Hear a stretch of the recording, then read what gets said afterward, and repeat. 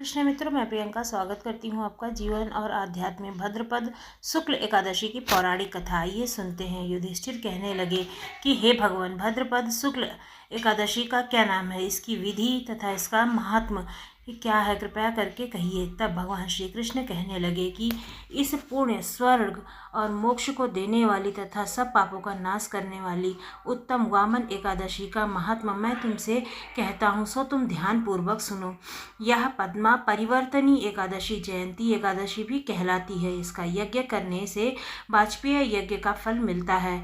पापियों के पाप नाश करने के लिए इससे बड़ा कोई और उपाय नहीं है। जो मनुष्य इस एकादशी के दिन मेरी वामन रूप की पूजा करता है, उससे तीनों लोक पुण्य होते हैं। अतः मोक्ष की इच्छा करने वाले मनुष्य इस व्रत को अवश्य करें। जो कमलनयन भगवान का कमल से पूजन करते हैं, वे अवश्य भगवान के समीप जाते हैं।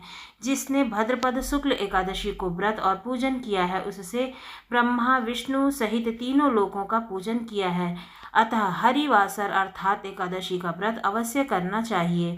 इस दिन भगवान करवट लेते हैं, इसलिए इसको परिवर्तनी एकादशी के नाम से हम जानते हैं।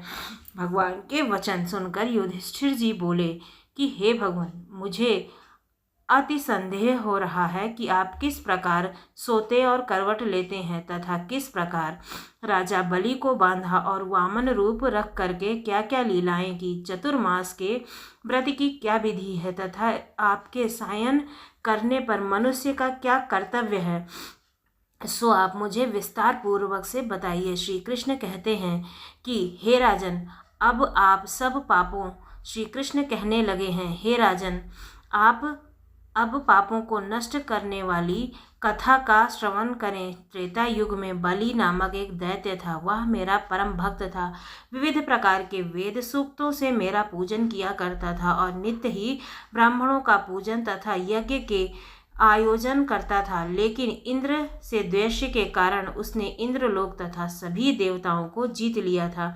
इस कारण सभी देवता एकत्र होकर के सोच विचार कर भगवान के पास गए।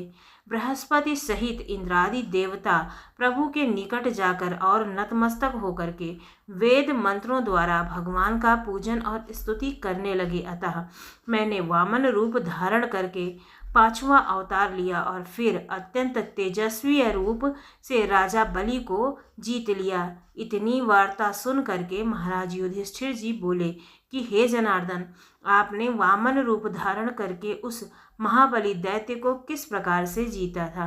तब भगवान श्री कृष्ण कहने लगे, मैंने वामन रूपधारी ब्रह्मचारी बाली से 3 पग भूमि की याचना करते हुए कहा, हे मुझको 3 लोक के समान है और हे राजन, यह तुमको अवश्य ही देनी ही होगी। राजा बलि ने इसे तुच्छ याचना समझ करके 3 पग भूमि का संकल्प मुझको दे दिया और मैंने अपने त्रिविक्रम रूप को बढ़ा करके यहाँ तक कि भूलोक में पद, भूवर लोक में जंघा, स्वर्ग लोक में कमर, माहलोक में पेट, जनलोक में हृदय, यमलोक में कंठ की स्थापना कर सत्यलोक में मुख, उनके ऊपर मस्तक स्थापित किया। सूर्य, चंद्रमा आदि सब ग्रह गण, योग, नक्षत्र, रुद्रा देवता आदि और शेष आदि सब नागगणों के विविध रूप से वेद सूक्तों से प्रार्थना की।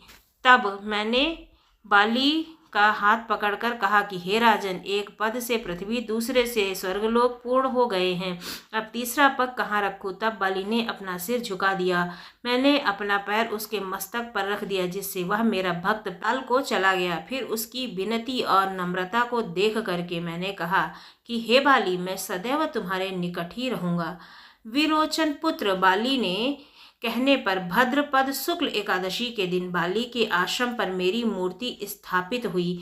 इसी प्रकार दूसरी क्षीर सागर में शेषनाग के पट पर हुई। हे राजन, इस एकादशी को भगवान सायन करते हुए करवट लेते हैं, इसलिए तीनों लोकों के स्वामी भगवान विष्णु का उस दिन पूजन किया जाता है।